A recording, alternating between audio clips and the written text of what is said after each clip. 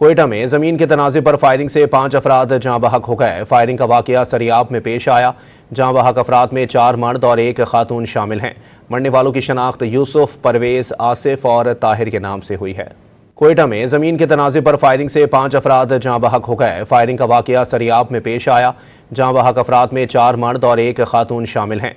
मरने वालों की शनाख्त यूसुफ, परवेज, आसिफ और ताहिर के नाम से हुई है। कोयटा में जमीन के तनाज़े पर फायरिंग से 5 अफराद जाँ बहक हो गए। फायरिंग का वाकया सरियाब में पेश आया। जाँ बहक अफराद में 4 मर्द और 1 खातून शामिल हैं। मरने वालों की शनाख्त यूसुफ, परवेज, आसिफ और ताहिर के नाम से हुई है। कोयटा में जमीन के तनाज़े पर फायरिंग से 5 अफराद जाँ बहक हो गए। फायरिंग का वाकया सरियाब में पेश आया। जाँ बहक अफराद में 4 मर्द और 1 खातून शामिल हैं।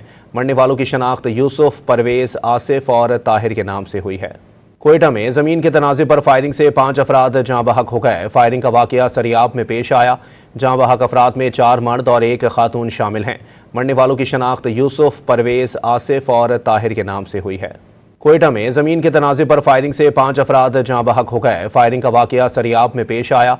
जाँ बहक अफराद में 4 मर्द और 1 खातून शामिल हैं। मरने वालों की शनाख्त यूसुफ, परवेज, आसिफ और ताहिर के नाम से हुई है।